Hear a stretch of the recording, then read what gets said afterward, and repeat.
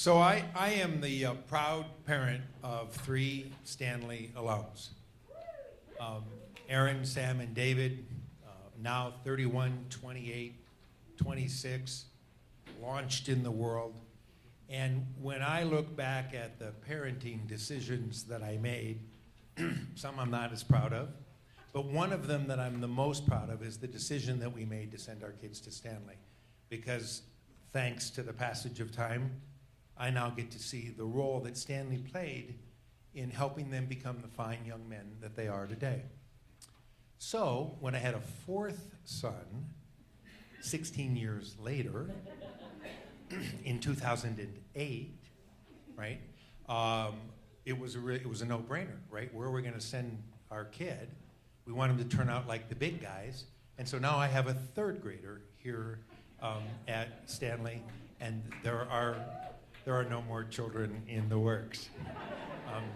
But the genesis of this evening, and this is, as you know, Stan Talks 3, is the idea is that we work really hard with our kids in this K through 8 experience to hope that they'll turn out to be the kind of people we want them to be. And oh my gosh, they do. Almost always. And so the point of Stan Talks is to sort of now go forward. And let's meet some of these wonderful young people who had formative experiences here at Stanley and who are now out in the world doing remarkable things. And you'll hear from them how they look back and how their experience here at Stanley shaped their journey as they move out into the world and have become the kind of people we all hoped they would become. So tonight we have 3 wonderful Stanley alums, and you'll hear from each of them. We'll start with Andrew Myers. Andrew is a 08 graduate. He's the CEO and founder of Ripple Match, a New York City startup that uses machine learning to connect college students with their first job. He attended Stanley from kindergarten through 8th grade, then he went to Colorado Academy, and then he went to Yale, where he was Phi Beta Kappa. He never took a business class, but he got a 4.0 at Yale, and he has been named by Entrepreneur magazine as one of the 27 under 27-year-olds who are promising to achieve entrepreneurial success by the time they're 30. He is, Andrew, what are you now? 24. He's 24, so he has 6 more years, but he's a national 27 under 27, and in a moment you'll see why. This business that he has started, which I'll tell you about, helps even the hiring playing field by helping nonprofits and companies compete for great students. In his free time, Andrew enjoys hiking, reading, and traveling. He still misses choice time and remains close to many of his Stanley friends. Please welcome Andrew Myers.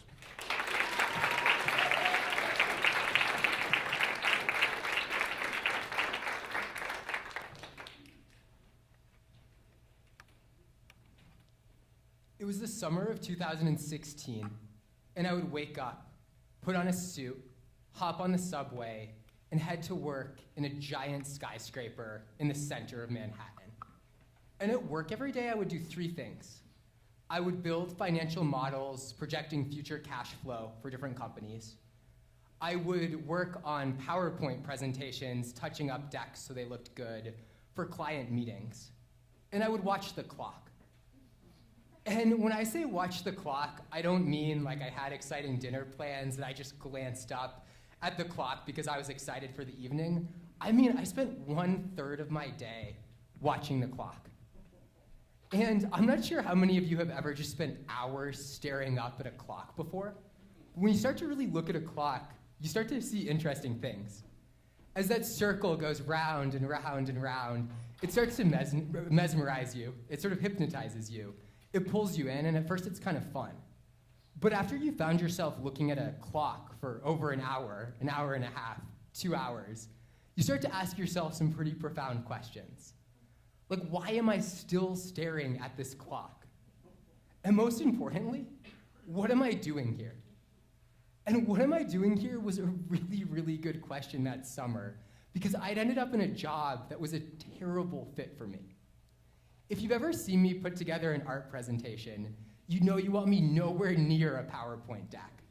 And I have terrible attention to detail. When it comes to financial modeling, I'm more likely to botch a number than probably almost anybody in this room. And so here I am in this job that doesn't harness creativity, doesn't harness anything I'm passionate about, doing something I'm not very good at. And for me, this was a huge question. When I saw this job in the hiring brochure at my college, I thought it was going to be my kickstart into the business world, and I was going to be an impact maker and touch people's lives. But in reality, that was so, so far from the case. And I think this realization of, oh my God, what am I doing here, hits so many recent grads as they leave school. I think it's almost a universal feeling. The reality is that in the United States of America, 50% of college grads under 25 are either unemployed or underemployed. And of the lucky 50% like me, I think a huge number find themselves wondering how they possibly ended up in the job that they're in. So as I sat there watching this clock, I started to think about this problem more and more. And the more I thought about it, the more crazy it seemed. When you think about the matching problems that we've solved as a society in the last 10 years, there's so many less significant things that have become really large companies. Airbnb changed the way that people match with hotel rooms. Uber changed the way people find taxis.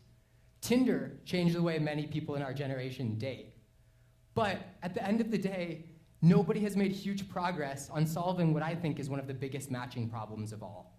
How do you find your first job? And the more I thought about this, the more significant it became. I mean, when you really think about it, your first job sets up so much for the rest of your life. It sets up the people you work with, who you get to know, how your career develops, and often the impact that you're going to have later on in life. And as I thought more and more about this problem, it just became clear to me that I wanted to do something about it. I wanted to change something. And the more I looked up at that clock, it became clear that so many of the existing solutions in the space weren't working. LinkedIn is a really effective catalog of information, but it does almost nothing when it comes to matching technology. Job descriptions and resumes are outdated remnants from a newspaper era, and they don't really show who people are. And recruiting agencies are really cost prohibitive, so they price out smaller companies from competing in the market. And so as I sat there in this internship, feeling incredibly bored and thinking about this problem, I decided to do something really crazy. About 6 weeks in, I looked up at that clock one more time, walked out of the office, and quit my job. And I moved to a really small apartment in Brooklyn, and I somehow convinced a friend who was supposed to work at Facebook to come spend this crazy summer with me trying to figure out how you match students with jobs in a more effective way. And the truth is, we had absolutely no idea what we were doing when we first started. We lived on week-old chicken, which probably isn't very healthy. And we had no idea what a product should look like or what a product should be. But we started asking some questions that not that many people were asking. We started asking college students what it was that they actually wanted to do with their lives, what motivations they had, what were their values, where did they want to move after graduation, and where did they want to be in 5 years. And as we collected more and more of this data, we realized we had a pretty incredible opportunity to match more effectively. We started using intelligent matching algorithms and machine learning to pair students really effectively with jobs that they might have never discovered or might not have known had existed. And this experience led me on what has been the most crazy odyssey of my life. We ended up going from just the two of us in that apartment in Brooklyn to a team of 10 in New York City, working with clients ranging from tiny startups to companies like IBM and nonprofits like Teach for America. And along the way, we learned so much. I think that being a founder of a startup at a young age is in some ways one act of failure after another each day. The way I look at it is I try to just skin my knees as much as I possibly can. The first product that we put out to market was so bad. And that was a great thing because companies hated it so much that we really found out what they actually liked and what they actually cared about. And each day we try to push things before they're ready, move fast, and really listen, and adjust, iterate, fail, get up again, and hopefully build a better solution. It's been an incredible journey, and we've been lucky to work with a lot of amazing companies and help a lot of college students. But when I think back about the place that is most responsible for this journey, it's these hallways, it's this environment right here. I was lucky to go to some really great academic institutions in my life. Both CA and Yale, I was lucky to have really great teachers who made me think in a really, really analytical manner, who believed in me, who pushed me. But at the end of the day, the reason I'm doing what I'm doing today isn't because of any of those places. It's because of Stanley. This place was so significant in my life. When I look back at Stanley, the first thing it gave me was the freedom to just really have choice, the freedom to fail, the freedom to scrape my knees. When I think about what choice time was at this school, I mean, imagine an hour each day where you literally just set kids free to build block towers that come crashing down, to mold resources and all sorts of things into a manner that's interesting and creative and cool. That's such an incredibly freeing and invigorating and special thing to be a part of. At this school, I also was fortunate to have teachers who really, really pushed me. When I think back to my experience with Allison Neckers, who I was lucky enough to have kindergarten through 5th grade, I had a teacher who genuinely believed that there wasn't a problem that was too big to tackle. She never took a small project and said, that's great, you're doing good work. She said, what can you do bigger? How can you push more?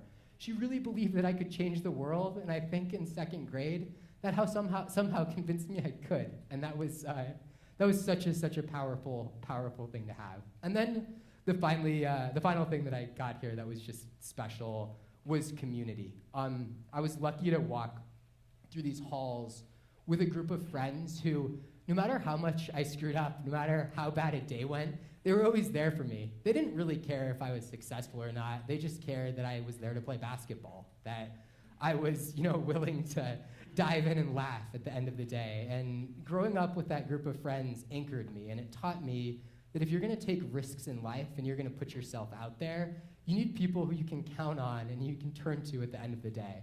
I think being an entrepreneur is tough because you've got to be way out on a limb to push ahead. And if you're right, you look really smart, but a lot of the time you're wrong, and then you're just like, wow, like how did you waste that money? How did you waste that time, right? You're vulnerable. And so to really push it forward and to really go for it, you need people who are truly, truly there for you. And this was the first community to show me the value of that and the place where I learned how to skin my knees. So thank you very much for having me tonight. It's nice to be back here.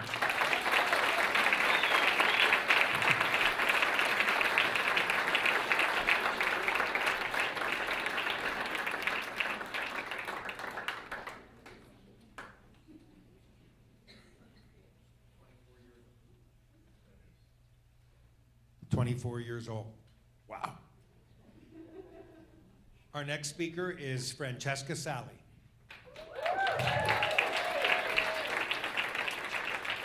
Francesca obviously has some fans here, so that's great. Francesca, Fran, or Franny, I haven't decided which one she prefers because she doesn't seem to prefer either, attended middle school here at Stanley, and then went on to graduate from East High School in 2013. At East, she was a 4-year varsity athlete in basketball and soccer, was 5A state basketball champion, and made numerous all-state teams in both sports. She was named the Denver Prep League Basketball Player of the Year in 2012, and in 2013 was a Wendy's High School Heisman finalist and was a 2-time Denver Post Student Athlete of the Week. In addition to her success on the court and on the field, she was also homecoming queen in her senior year.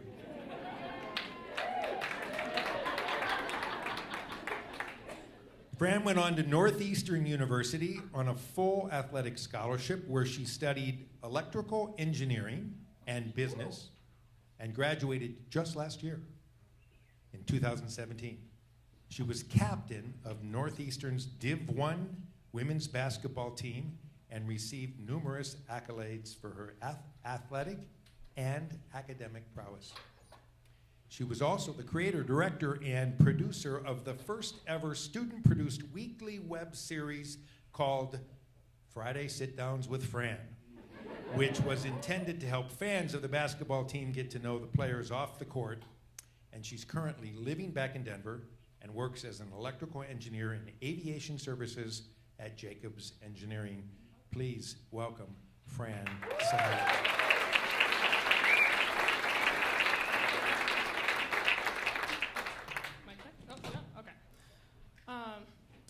During the summer after my sophomore year of high school, I found myself at Santa Clara University in California, duct taped to a wall.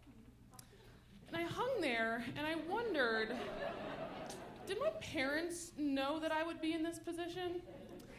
Raise your hand if your parents have ever made you do something that you did not want to do. This was one of those situations. As a child, I would go around my house and I would find electronics that I could take apart so I could see how they worked. So I got shipped off to engineering camp. And the first thing we did when we arrived was duct tape people to walls to demonstrate physics concepts. So I hung there and I thought, how cool is science? How cool is it that a person my size can stick to a wall using only tape, and there are physics concepts to explain it? I was enthralled, and it was in that moment that I fell in love with engineering.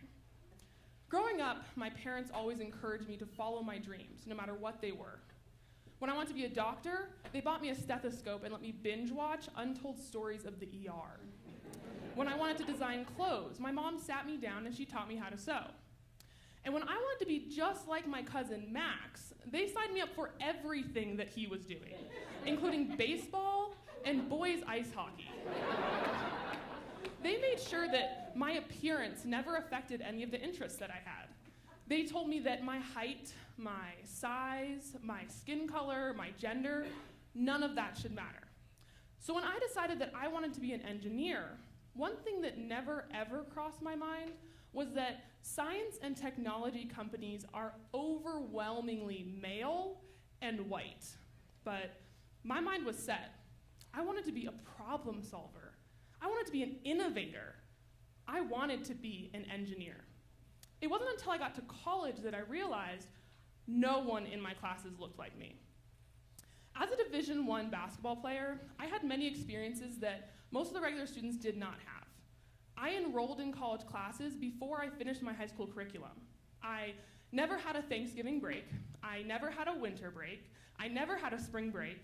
And my summer break was 1 month because we had to be on campus training with the team. But the first day of class my junior year of college is what really epitomizes my collegiate experience.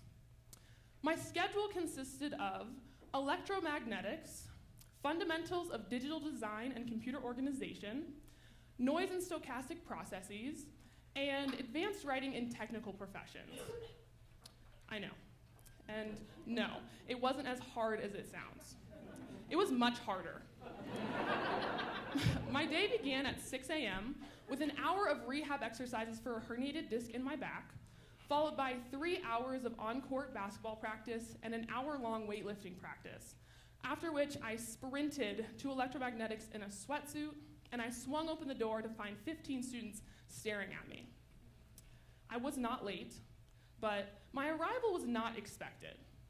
The looks on the students' faces were filled with confusion, and I knew exactly what they were thinking. What is she doing here? This was a look I had grown increasingly familiar with. I was one of a small handful of student athletes that chose to major in engineering, and I was the only African-American female in the entire electrical engineering major. The professor began his lecture, and about 20 minutes in assigned us our first project. It was a group project. I hated group projects because no one ever wanted to work with me. Due to the barrage of stigmas associated with my appearance, assumptions were made the second they saw me. I was sitting in my dorm room a year ago talking to one of my roommates about first impressions. It was interesting because she could recall multiple occasions in which she saw me before we actually met. So I asked her what she thought of me before she knew me. Big mistake. She started laughing, which is never a good sign, and then she looked at me and said, "I thought you were a meathead." Now, I don't know if any of you have Urban Dictionary the term meathead recently, but today is your lucky day because I did it for you. The definition is as follows: an enormously muscular guy who knows little about anything but weightlifting and protein shakes. A meathead is unaware of majority of the English language and has little or no personality. So something like this. Now, I'm not judging him on his appearance, but this is what showed up when I Google image meathead. So I'm sure you can understand my utter horror when she told me this, as I'm sure you can also imagine her attempt to rapidly backpedal and fix my broken spirits, but the damage was done. And it was after that conversation that she became one of my best friends. Here's the thing, I've always been different. I never strived to be different, but I also never attempted to hide the things that made me different. I've always been fairly comfortable in the fact that I'm not the type of person that people expect me to be, nor am I like the people that surround me. I am the only African American female in my whole family. As a child, I had interest in math, science, media production, and sports. My parents would punish me by sitting me down with a math book and making me solve problems, but I never viewed it as a punishment at all. I love math. Before sporting events, I listen to sad, really slow music because for some odd reason, that's what gets me hype. In college, before all of my games, I would perform this rap.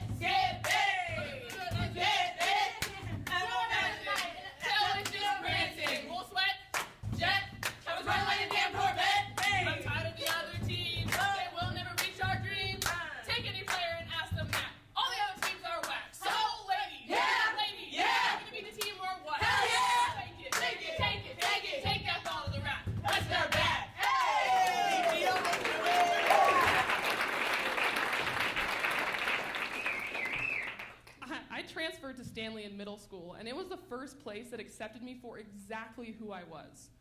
Stanley grants each student with the opportunity to break social norms. It provides an environment where differences are celebrated, and for a young middle school girl like me, that was the exact safe haven that I needed. Middle school is a tough time for everyone, no matter how quote-unquote cool you are. It is a time when insecurities and self-discovery are at an all-time high.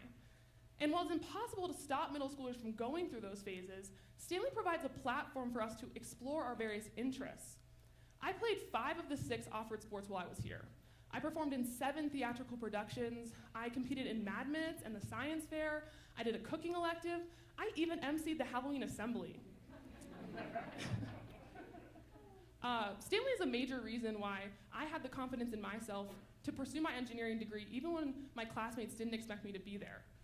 Now, I'm an electrical engineer in aviation services for Jacobs Engineering Firm, a Fortune 200 company and one of the top 3 best engineering firms in the entire world. I design airfield electrical systems like this one so that airplanes can safely take off, land, and navigate their way around runways and taxiways. I enjoy my job because it allows me to solve problems. It allows me to innovate. And it allows me to design real-world systems that people interact with every single day. I think the most important thing that I've learned in my life thus far is that there will always be situations that make you uncomfortable. There will always be people who doubt your abilities and hope that you fail, because those are the people that fuel the biases and the stereotypes that exist today. But we cannot forget that there will always be people who are relentlessly rooting for you. They want to see you be great, grow, and blossom.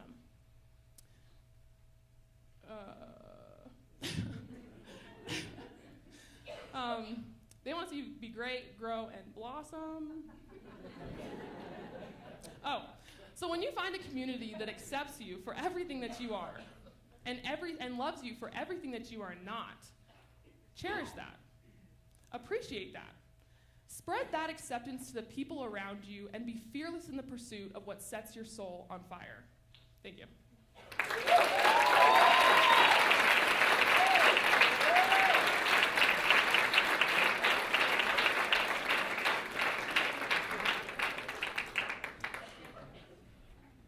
Wow, again.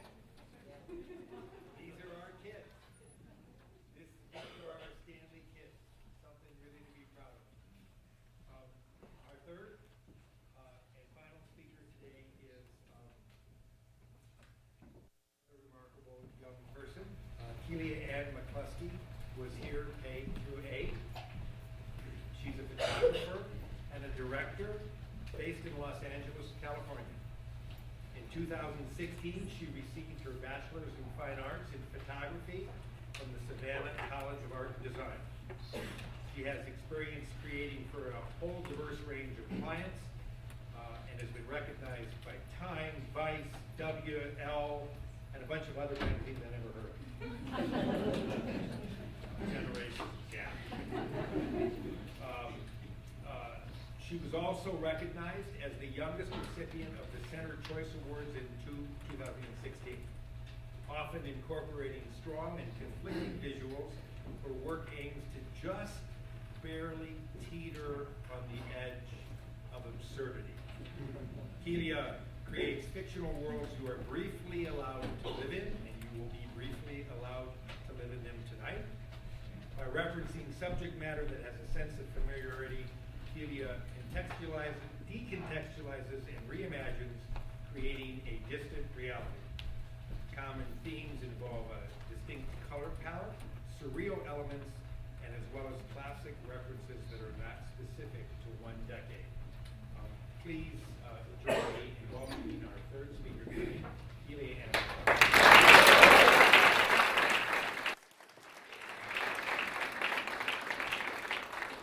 Okay, the year is 2000.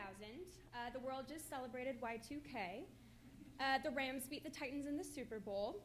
Microsoft just released its newest operating system, Windows 2000.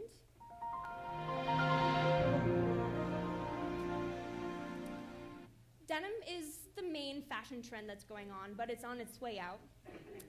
Bill Clinton is president, and people thought he was bad. I'm sure you're wondering how I remember all of these details. I was just a kindergartner at this time.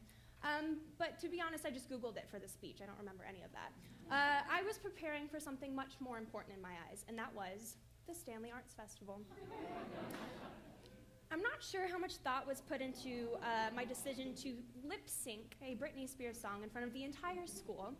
It might have had something to do with the frequency in which people called me Britney Spears on the playground, and I would act really, really embarrassed. But I would go home every day, and I would listen to her album on repeat, and including that song, Hit Me Baby One More Time, which pretty problematic looking back. Mom, what? So in preparation for this performance, very last minute, I asked my best friend Connor Dunn to be my backup dancer, because Britney Spears, she had backup dancers, so naturally I would as well. And we didn't rehearse. I need to put this out there. So I wake up, it's the day of the Arts Festival, probably as nervous as I'm feeling right now. I have my mom put my hair in 2 perfect ponytails. I'm wearing my brand new Gymboree tank top. Connor Dunn and I are waiting at the side of the stage, and suddenly the voice of a pubescent 8th grader loudly mispronounces my name, and we take the stage. Oh my God.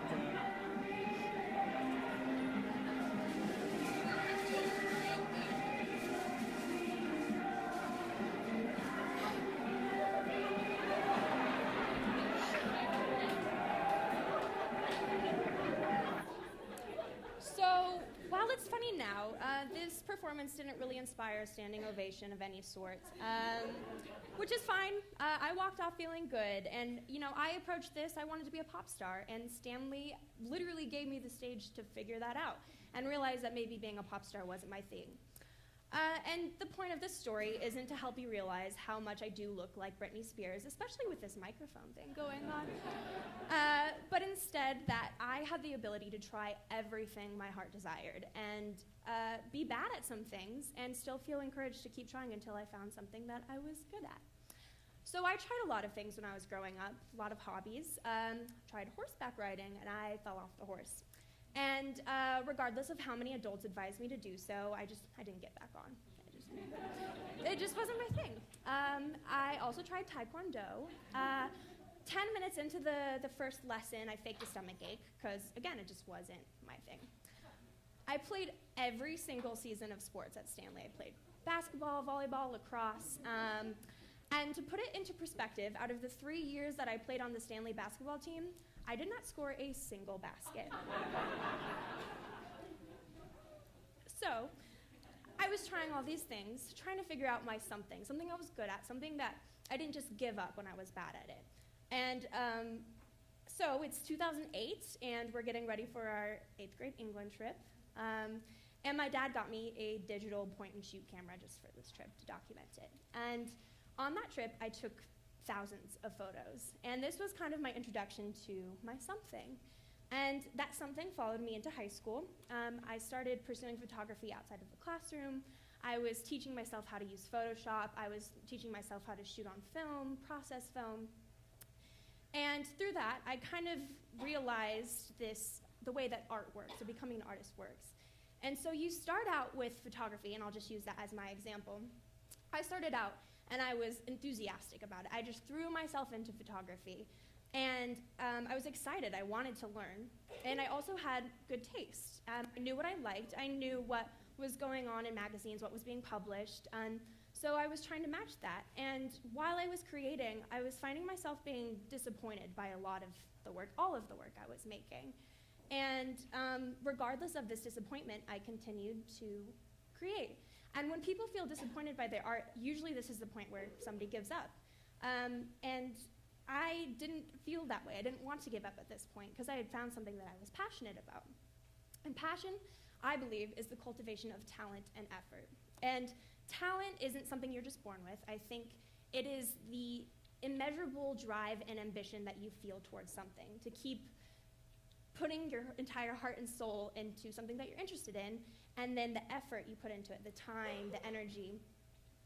And bad news, if you are an artist or if you're pursuing arts, you're going to hate everything you create. And I know that has a very negative tone, but it actually is essential to being an artist. Imagine if you picked up a camera and you made the perfect image. I mean, no flaws, everything was satisfying, you're just happy with it, you can move on. That would be so boring. If I ever felt that way about an image, I would give up, I would stop making images. And every single image that I make, there's something about it that I would like to improve on. And while I'm not going to just point out all my flaws in my images, this dissatisfaction is actually essential to growing as an artist, growing as a human being. So I came up with this statement that being an artist is hating everything that you create, but loving yourself for trying. And yes, I'm an emotional 24-year-old girl, so that sounds very, you don't have to get a tattoo of that or anything, but I liked it. So I started studying photography at Savannah College of Art and Design in 2012. And in the same way I discovered photography was my passion, I had the ability to discover and establish my vision. So I was trying black and white photography, color photography, and by experimenting with these different aesthetics, I was loving myself for trying, even when I would get a bad grade on a project. I've been told that I'm a hopeless romantic, and this is probably true, and I did notice this being a common theme in a lot of my work. Like this, I've literally romanticized a trash bag, which I joke is probably the reason a lot of my romantic relationships aren't very successful. So, about the art that I have created most recently, like I said, it took a bit to kind of define and explore my aesthetic. Color is something that I'm obsessive about, and usually it's the first thing that people notice about my work. I've had the ability to shoot for several editorials, print, online, and as you can see, I'm not interested in traditional standards of beauty. I've also had group and solo exhibitions in Santa Fe, Denver, Mexico City, where else? France, New York, just cool cities. And honestly, photography for me isn't just showing up and making a photograph. I like to have my hand in every single element when I'm making an image. So I like to have control over styling, over set design, over prop styling, and the concept, of course. And I like to create these kind of fantasy, surreal worlds where it is familiar, it looks like it could have happened, but you feel a bit distant and removed from it. I've also had the opportunity to start directing music videos, which I've worked closely with the band Tennis the past couple of years, and I'll show a clip from my last music video. Ladies and gentlemen, Tennis! I can be true to you even when losing every little thing that I've ever known and all of the love that I've ever shown. Something like pleasure you'd never believe it. I was just humming, I forgot I was mic'd. So I also, when I do portraiture, I like to incorporate elements that require somebody to spend a little bit more time with an image. I love highlighting people's personalities. I like adding little elements like putting gemstones on someone's teeth or cropping super close so you have no context whatsoever. Or inspiring a dramatic scene captured in the studio. Or just capturing someone's genuine laughter. And a lot of the time when I make portraits, people are like, oh, I look horrible in that. And I usually find those to be my favorite portraits. I've also had the opportunity to shoot a couple of fashion editorials. This one was for Autumn Magazine. We flew in the model from New York. We rented an entire high school in Los Angeles. Had a stylist, hair and makeup. It was definitely one of the bigger shoots I've ever done. I've also had the opportunity to work with some celebrities. I don't know if nobody said woo, so nobody cares. Which is always fun, and I blush like I am now, but usually it's, once we get past the initial, like, oh my gosh, you're a celebrity, I realize that they're just another human being.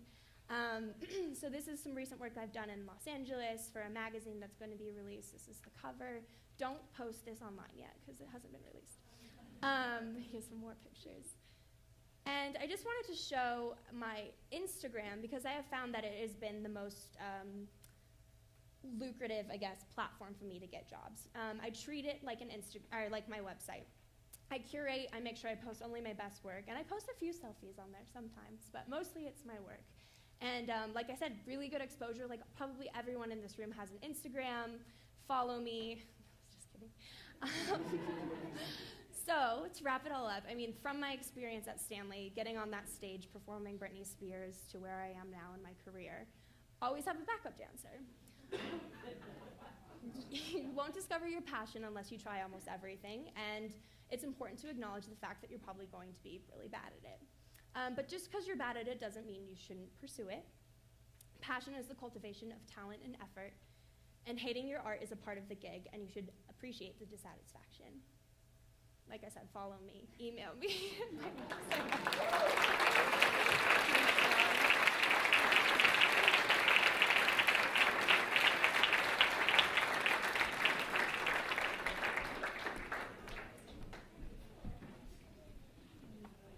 Three remarkable Stanley alums.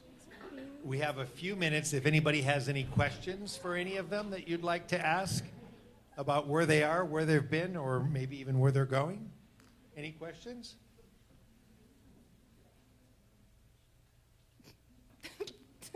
Going, gone. Let's give a really big round of applause to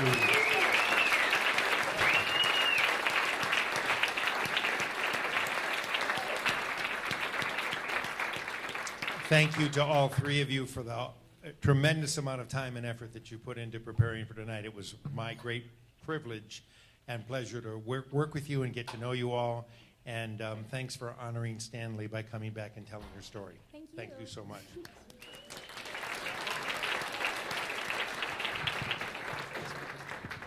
Thank you, Bruce, and thank you guys indeed. That was incredibly inspiring and such a privilege to hear from each of you, and you certainly do us very proud at Stanley.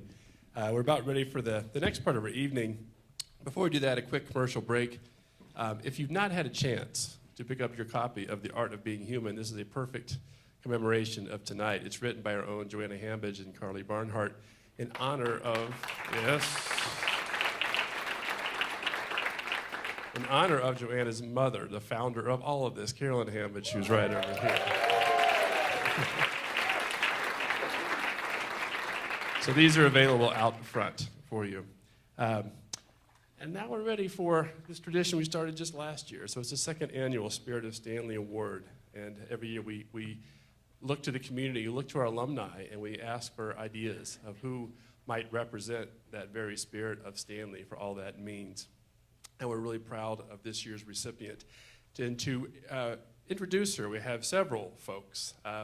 First are two people who know her better than we do even, because they are her children, Michelle Nadell and Jordan Forstadt. So you guys, why don't you come on up?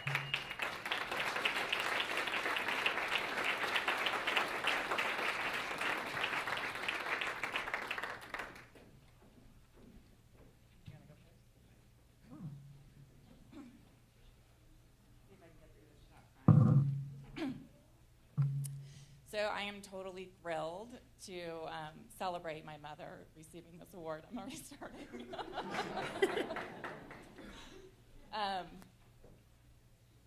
So it's especially exciting for me because it puts together two things that really mean a lot: my mother and Stanley. I am a Stanley grad. Well, not grad, but I'm an alum. I was in Carolyn's second class. And my daughter is Leora. She's in first grade. So Lynn has dedicated her career to helping children, and she's done that through being a teacher, through being a mentor, and she's done everything she can to make this a special place. She's incredibly knowledgeable about the development of children and helping kids succeed in any way possible. And I know that not just because I'm her daughter, but because I've gotten a lot of degrees and I'm a clinical psychologist that works with kids. So I know that what she's talking about is actually true. One of my favorite memories of throughout the years that my mom was teaching and even after the fact, she would get cards from parents, and it was just gratitude and thanks for how much work she'd done and making them and helping their kids succeed. And she's made such an impact on so many kids that we'd go on trips to like New York and Florida, and all of a sudden pops up one of her old students that runs up to her and tells her what an amazing part of their life she was. Lynn understands kids to the core. Everything she does for kids, she does with thoughtfulness, with love, and compassion. She knows what kids need to grow and does everything possible to make an opportunity for that to happen. She values diversity and uniqueness, and she's able to connect with people whether they're little or big. Because of her, there are kids and teachers all over the world who are doing amazing things because they were gifted by your presence. Congratulations on this truly deserved award.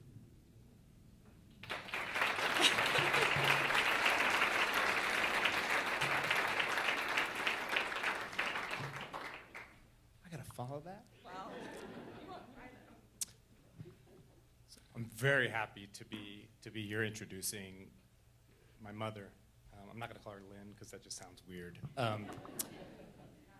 Yes, Nani, many names. I'm sure there are others. But one thing I'll say is that I've always wanted to be a lot like my mother. I always wanted to, in whatever I did, there were so many parts of my mother that I wanted to bring to the experience. In fact, when I became an intern at Stanley, I even considered shopping for brightly colored velour outfits and necklaces made by 5-year-olds that had to wear 7 at a time.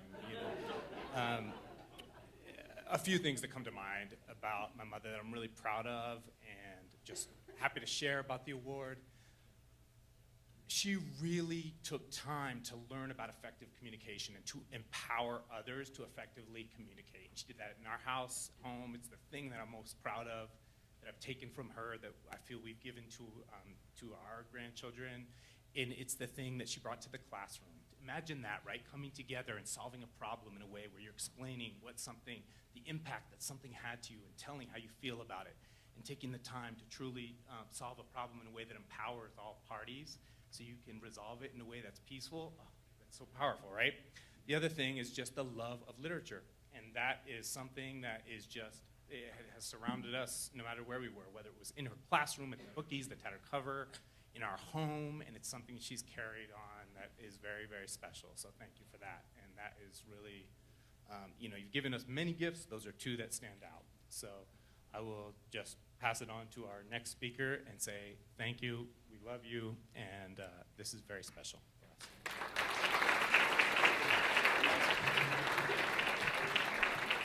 Thank you, Michelle and Jordan. You know, each of them, as I was listening to them talk about the legacy that Lynn has created at Stanley BPS, and one embodiment, literally, of that legacy is John Gottesfeld, who began his own distinguished career at Stanley in Lynn's classroom, along with Sue Sava, about 29 years ago or something like that.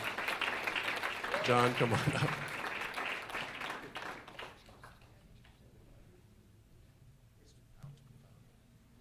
Lynn, I hope you take it as a compliment that I'm up here speaking about you. You know, in many ways, all I've known is Lynn. When I first came to try out at Stanley, I tried out in Lynn's room. I don't even know, where is Lynn? Thank you. Okay, good. I wanted to be able to see you. I remember actually that day when I came in, there was all these kids crying. I think maybe the intern was leaving. I don't know if it was the end of the year, but it was this emotional, patting people on the back and trying to get everybody sort of to calm down and together. And she did sort of her typical Lynn thing, like kind of a little bit like, is this crazy? Isn't this crazy? And she just had this very calming, loving, nurturing sense that I was like, okay, what an incredible place where kids just emote and can be, and I was desperate to be a part of it. And sure enough, I got to be Lynn's intern. And I was really honored when Karen asked me to speak. I thought, well, that was really nice. I don't know if it was the best decision Karen's made, but I was very honored by it. And I thought, you know, who better, right? In some ways, who better? Because I thought, wouldn't Lynn want to hear from her favorite intern? And then I thought, well, it's really great because Sue Sav is also here, so that would give her that opportunity. So Sue, can you come on up so that Lynn has that opportunity as well? Thank you.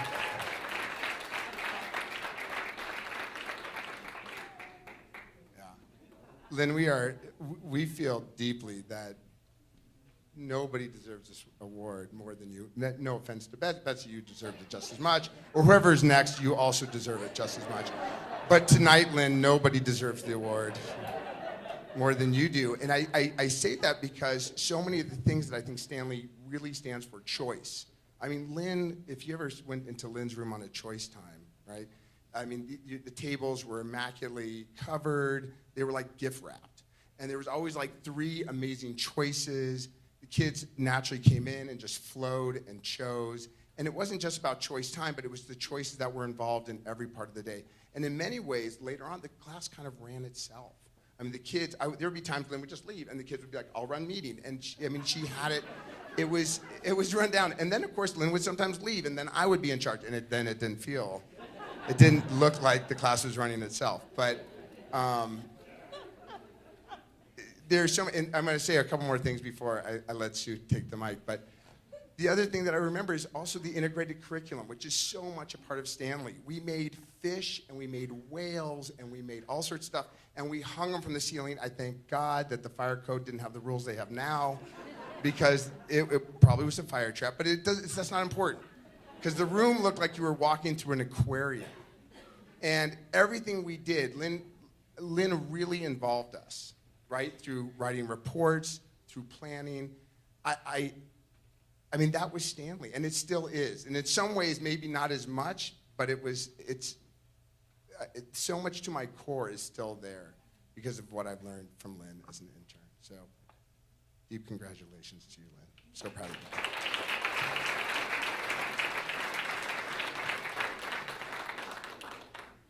Linny Mazel Tov, and we love you. So beginning with that.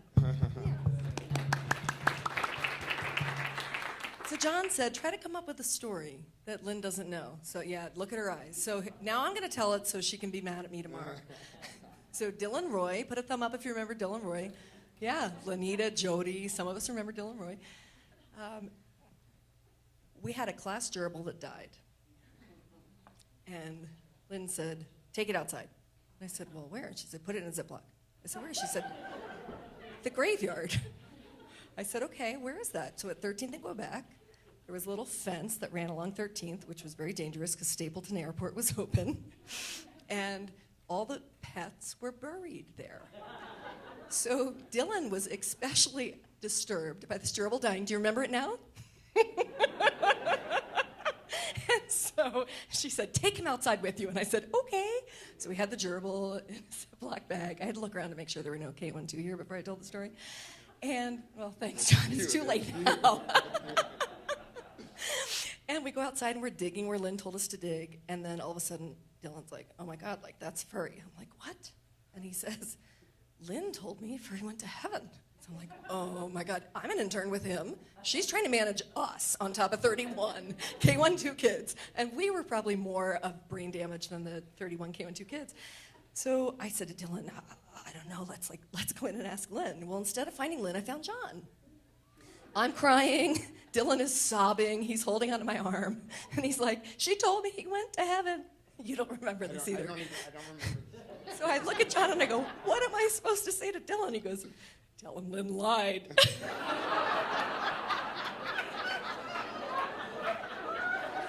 I know. That's why females still live longer than males. Okay, so then Dylan went on to create City Lax here in the city for kids of poverty to play lacrosse, and my children are now volunteering for that organization. So yeah, not scarred for life. Thank you, Lenny, for the experience. So my thank you, besides trying to provide a story that neither one of them could remember, I don't know where to start. My thank yous to Lynn. So I wouldn't have come to education as a profession without you. I thank you for your teaching thousands of us, counting your ripple effect, and really tens of thousands of children. How to laugh, how to use humor through failure, how to struggle, how to have integrity, how to parent, how to be honest, how to grandparent, which we all admire. Believe me, everybody in the room, they might not tell you that, but we all admire, and how to live. We love you.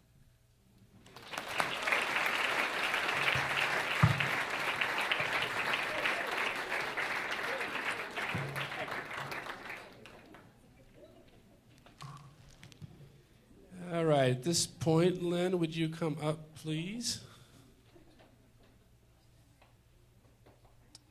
You do. Well, you know.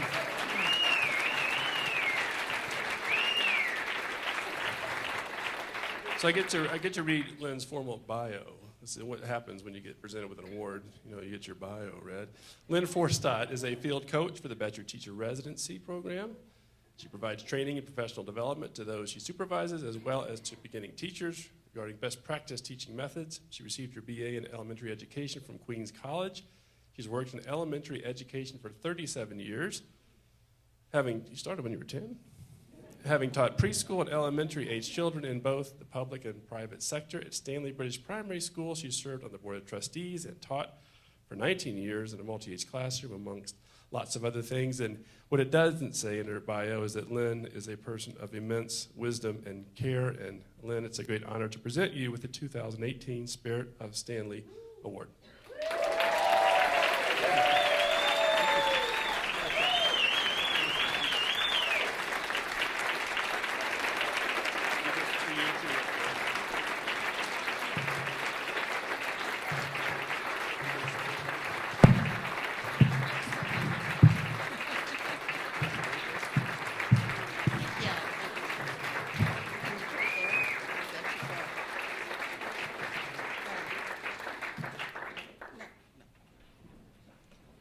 Oh, goodness, how do I follow that? Thank you. This is really overwhelming, I have to tell you. Does that work? Can you hear me? Okay, then I'm leaving. Oh, thank you, my goodness. When I think about being here at Stanley, I think back to a little while ago, where my journey in the classroom began. I remember being 20 years old in a classroom in Spanish Harlem. I had just graduated, and it was my first teaching job, and I had many challenges. Without many books, I realized that my students needed to write their own stories. The other teachers thought I was bananas, but I remember there was really an excitement about telling those stories. I convinced a kindergarten teacher to combine our classrooms so that my 6th graders could read their stories to her kindergartners. Imagine that. Kids from different ages and different grades learning from each other. My students developed confidence as they became engaged with writing their words, and they wanted to illustrate the books for the younger children. The experience made me realize some of the things I valued as a teacher. I realized my journey and how important it is to honor individual differences and for the people, everyone, to share their own voice. I would later find this at Stanley. Time passed. My husband then dragged me to 342 different cities. Eventually, it was time for our daughter Michelle to begin kindergarten, and we were new to Denver, and I was looking at schools. I was told that there was one class that had some British teacher at the Montview Church, and I just have to see it for myself. Nobody could quite explain what it was like. So I did. I went. I saw happy kids at school. They played. They had choice time. There were wonderful books all over the room. They danced. They built imaginative and very amazing creations out of junk. They collaborated over math games. There was artwork and writing all over the walls. There were colorful couches and rugs, no desks, but plenty of pillows. And there were parents helping out in the classroom. Carolyn, this warm, loving, and giving human being with a really long dog named Amber, was in that room. She would have an amazing effect on the future of my family. Michelle was admitted to BPS off a waiting list a few days right before school started, and Jordan couldn't wait to have his turn in the classroom. Years later, when the school moved to the red brick building, Carolyn invited me to join the staff and teach a K-1-2 classroom. Bless you, Anita, for being there to help me to get all those things I couldn't reach in that class.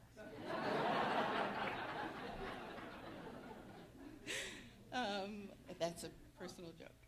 I learned from the wonderful children, residents, and teachers and families while I was there. We all grew together. After 19 years, I transitioned from the classroom to work alongside the teachers and residents, and this is my 27th year at Stanley. I am so thankful to Stanley. Thank you all for making this a place where my children and my family have embraced to learn and to grow, for helping me become a better teacher and a lifelong learner. When I think of Stanley, there's so much that comes to mind, so many wonderful things I'm proud of. We believe the whole child matters. We strive to value our differences and embrace our similarities. We believe in creating a strong community. We believe that children learn through play, and we believe that children should be actively engaged in their learning. I'm grateful and honored to work within such a dedicated community, and the connections that we make at Stanley will last a lifetime. I thank the Stanley BPS Alumni Association for honoring me with the Spirit of Stanley Award. I love you all, and thank you from the bottom of my heart.